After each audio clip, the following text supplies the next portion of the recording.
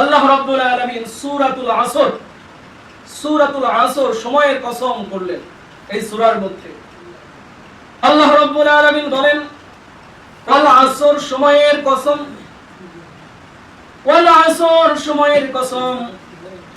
পৃথিবীতে এত কিছু থাকতে আল্লাহ রাব্বুল আলামিন কেন সময়ের কসম করলেন শোনার দরকার আছে না নাই? এত জিনিস পৃথিবীতে থাকতে আল্লাহ রাব্বুল আলামিন সময়ের কসম কেন করেছেন?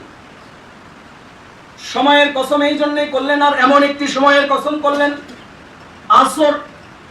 আসর শব্দের অর্থ হচ্ছে সময়, যুগ অথবা কাল। সময়, যুগ অথবা কাল। আসরের কসম করলেন, আসর সময়ের কসম। এমন একটি সময় যে সময়টা হচ্ছে দিনের শেষ অংশ, রাতের প্রায় শুরু অংশ। রাতের সূর্য প্রায় ডুবে ডুবে যাবে ভাব এই সময়, এবং রাতের প্রায় শুরু শুরু ভাব এই সময়, তাই না? আসর কি দিনের শেষের অংশ না? আবার রাতের প্রায় শুরুর অংশ না? এই সময়টা কেন করলেন? আসরের কসম কেন করলেন? যে মানুষ তো বোঝে না, মানুষ সব সময় শেষের অংশ গিয়েই ভালো করে বোঝে। একটি মানুষের বয়স যখন 10 বছর, 20 বছর, 30 বছর, লোকটা কিছুই বোঝে না। মানুষটার বয়স যখন চলে যায় 50-এর গণ্ডি পার হয়ে যায়, এই মানুষটা সবে মাত্র কিছু বুঝতে থাকে, সবে মাত্র কেবল বুঝতে থাকে। আর এই মানুষটা বলতে থাকে, এই মানুষটা বলতে থাকে, হায় রে জীবনের সময় করলো কোন কাজে ব্যয় করলাম। ওই 50 বছর 60 বছর বয়সে মানুষটা আফসোস করতে থাকে। এখন আপনারা বলেন তো, এই 60 বছর বয়সে আপনি আফসোস করলেন, এই সময়টা কি আপনার জীবনে আবার ফিরে আসবে কি? আসবে? ফিরে আসবে না। আর 60 বছর বয়সে গিয়ে নিজের বিবেকটা খুলে গেল। 50 বছর বয়স যখন হয়ে গেল, নিজের বিবেকটা খুলে গেল। 30 বছর যখন বয়স ছিল তখন আমি বুঝি নাই, 18 বছরের যখন বয়স ছিল তখনও বুঝি নাই, বালক থাকতেও বুঝি নাই, কিশোর থাকতেও বুঝি নাই। বুঝলাম কোন সময় গিয়ে, যখন আমার সময়টা শেষ হয়ে গেল, তাই না? বুঝলাম আমি ঠিক ওই সময় যখন আমার সময় শেষ, ঠিক ওই সময় গিয়েই আমি বুঝলাম যখন আমার সময় নাই তখনই আমি সময়ের গুরুত্ব দেওয়া শুরু করলাম। দিনের এই সময় এবং মানুষের জীবনের সময়ের মধ্যে মিল আছে কি আছে না? দিনেরও শেষ, রাতের শুরু শুরু ভাব। মানুষেরও জীবনের শেষ, পরকালের শুরু শুরু ভাব। মানুষের জীবনের শেষ, পরকালের শুরু হবে। দিনেরও শেষ, রাতের শুরু। এই সংসার কসম খেয়ে আল্লাহ রাব্বুল আলামিন আসরের কসম খেয়ে বললেন ওয়াল আসর সময়ের কসম, ইন্নাল ইনসানা লাফি খুসর, মানুষগুলো ক্ষতিগ্রস্তের মধ্যে আছে।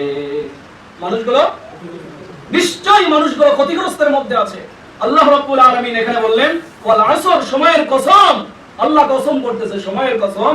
ইন্নাল ইনসান, নিশ্চয়ই মানুষগুলো, ইনসান লাফি খুসর, মানুষগুলো ক্ষতিগ্রস্তের মধ্যে আছে। এখানে কিন্তু বলে নাই যে মুসলমান ক্ষতিগ্রস্তের মধ্যে আছে, ইহুদি ক্ষতিগ্রস্তের মধ্যে আছে, হিন্দু ক্ষতিগ্রস্তের মধ্যে আছে, বেদিন ক্ষতিগ্রস্তের মধ্যে আছে। এখানে বলেছে ইন্নাল ইনসান, সমস্ত মানুষগুলো এই ক্ষতিগ্রস্তের মধ্যে আছে। কি আছে? সমস্ত মানুষগুলো এই ক্ষতিগ্রস্তের মধ্যে আছে। ইন্নাল ইনসানা লাফি খুসর, মানুষগুলো ক্ষতিগ্রস্তের মধ্যে আছে। ইল্লাল্লাযীনা আমানু, কিন্তু তারা ব্যতীত এরা কারা? আল্লাহ রাব্বুল আলামিন বললেন ইল্লাল্লাযীনা আমানু ওয়া আমিলুস সালিহাতি ওয়া তাওয়াসাউ বিল হাক্কি ওয়া তাওয়াসাউ বিস সাবর। 7 শ্রেণীর লোকের কথা আল্লাহ রাব্বুল আলামিন এখানে বললেন, কিন্তু এই 7 শ্রেণীর লোকেরা ব্যতীত।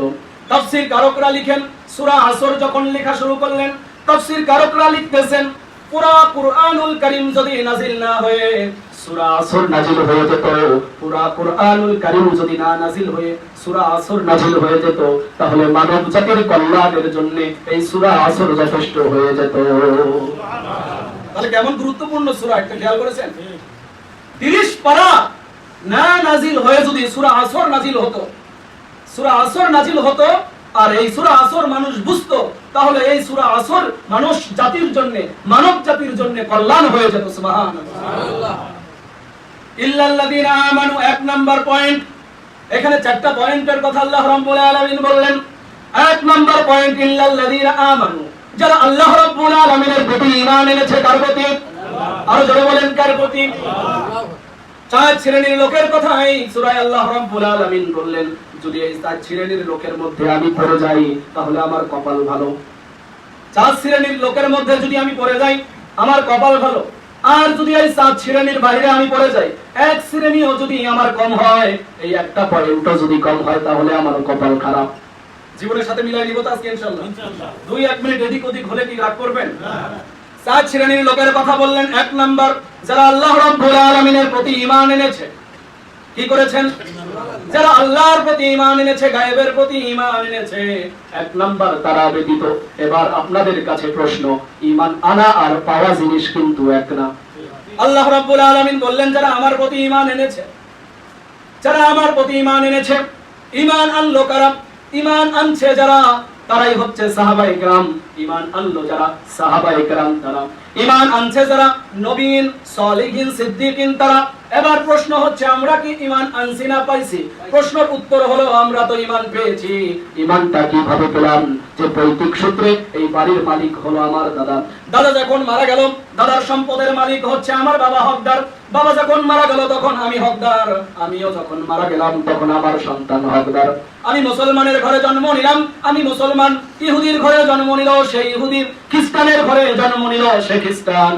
এইভাবে পৈতৃক সূত্রে ঈমান পেলাম। কিন্তু ঈমান কি আমরা আনতে পেরেছি কিনা? ঈমান তো পৈতৃক সূত্রে পেলাম। ছাগলের পেট থেকে জন্ম নিলে ছাগল, গরুর পেট থেকে জন্ম নিলেই গরু, মানুষের পেট থেকে জন্ম নিলাই এই জন্যই মানুষ। ইমানদারের পেট থেকে জন্ম নিয়েছি, মুসলমানের পেট থেকে জন্ম নিয়েছি, এই জন্যই মুসলমান। এখন মুসলমানের ঘরে জন্ম নিয়ে এই মানুষগুলোর চরিত্র কিন্তু মুসলমানের মতো থাকে না। এই মানুষগুলোর চরিত্র হয়ে যায় ইহুদি খ্রিস্টান বৌদ্ধদের মতো। আমরা পেলাম ঈমান পাওয়ার কারণেই 30 দিন রোজা রাখলাম, ঈদের পরের দিন ঈমান নাই। ঠিক কিনা? 30 দিন রোজা রাখার পরে ঈদের পরের দিনে ঈমান হারালাম।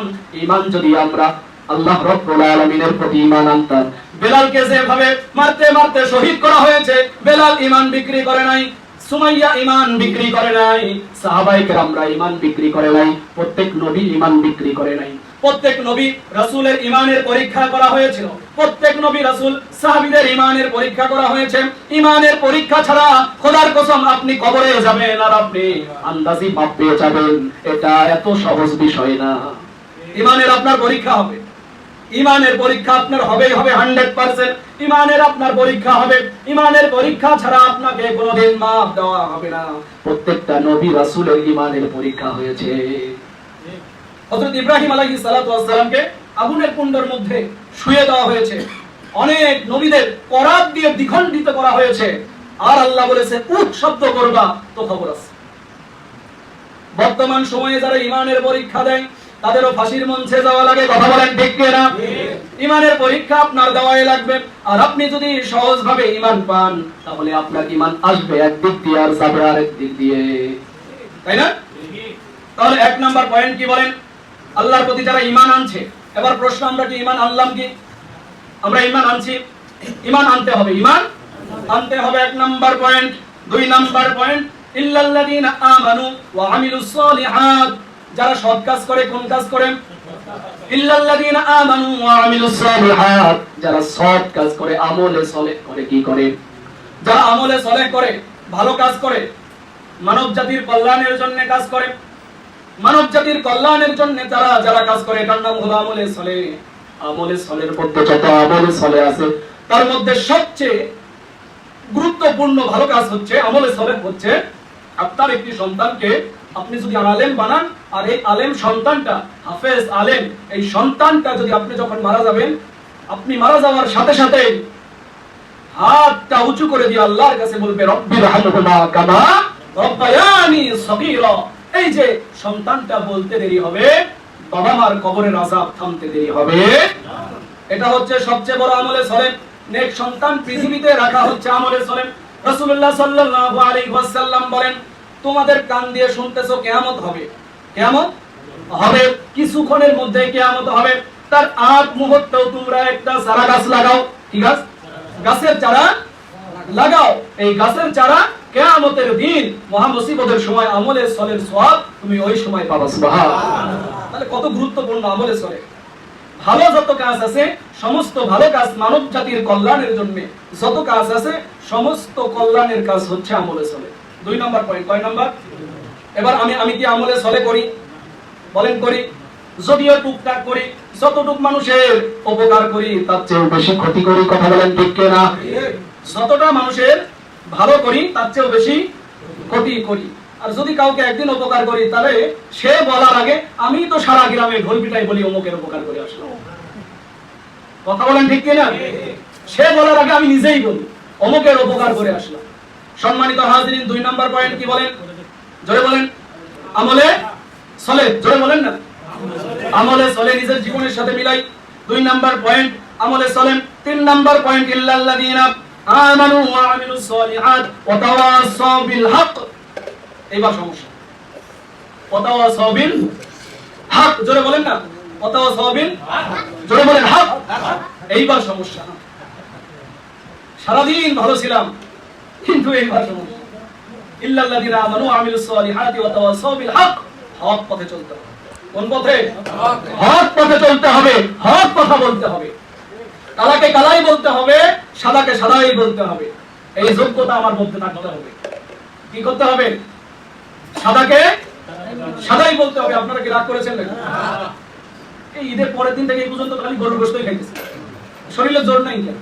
নাকি খাইতে খাইতে পেটের অবস্থা খারাপ হয়েছে? হ্যাঁ, তাহলে একটু 2-1 কথা বলেন না। 3 নাম্বার কি বলেন? ওয়াতাওয়াসাউ বিল হক। হক পথে চলতে হবে। হক কথা। রাসূলুল্লাহ সাল্লাল্লাহু আলাইহি ওয়াসাল্লাম বলেন, আস-সাকিতু আনিল হাক্কি আশ-শাইতানু ফাহুয়া আখরাজ। আস-সাকিতু আনিল হাক্কি আশ-শাইতানু ফাহুয়া আখরাজ। যে ব্যক্তি হক জানে যে এটা কালো, কালো বলে না, সাদা বলে না, সত্য মিথ্যা বলে না, হক জেনে হক কথা বলল না, রাসূলুল্লাহ সাল্লাল্লাহু আলাইহি ওয়াসাল্লাম বলেন এই হচ্ছে টাটকা বোবা শয়তান।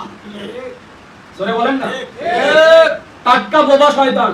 বোবা যেমন কথা বলতে পারে না, ইমাম সাহেব বলার পরেও জানার পরেও বলে না, এই ইমাম হচ্ছে বোবা শয়তান ইমাম। ঠিক কি না? সম্মানিত হাজিরিন, তাহলে 3 নাম্বার কি? হক পথে চলতে হবে। হক কথা বলতেই হবে। 4 নাম্বার শেষ। 4 নাম্বার পয়েন্ট হলো ইল্লাল্লাযিনা আমানু ওয়া আমিলুস সলিহাত ওয়া তাওয়াসাউ বিল হাক্কি ওয়া তাওয়াসাউ বিস সবর। ধৈর্য ধরতে হবে। কি ধরতে হবে? ধৈর্য ধরতে হবে। ধৈর্য হচ্ছে মানব জাতির মহাগুণ। মানব জাতির যত গুণ আছে, মুসলমানের যত গুণ আছে, একটা মুমিনের যত গুণ আছে, তার মধ্যে সবচেয়ে বড় গুণের নাম হচ্ছে ধৈর্য। যার ধৈর্য নাই তার কিছুই নাই। ঠিক কি না? তার ধৈর্য নাই তার কিছুই নাই। ধৈর্য ছাড়া ব্যক্তিকে আল্লাহ রাব্বুল আলামিন পছন্দ করে না। এমন মুমিনের পরীক্ষা, ঈমানের পরীক্ষা কিভাবে আসে জানেন? একটা তসবিহ যখন সুতাটা কেটে দেন, তসবির দানাগুলো কিভাবে পড়ে?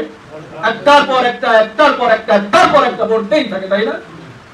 ঈমানদারের ঈমানের পরীক্ষা ঠিক এইভাবে হয়। ঈমানদারের ঈমানের পরীক্ষা আল্লাহ রাব্বুল আলামিন একটার পর একটা, একটার পর একটা, একটার পর একটা ঈমানের পরীক্ষা চলতেই থাকে।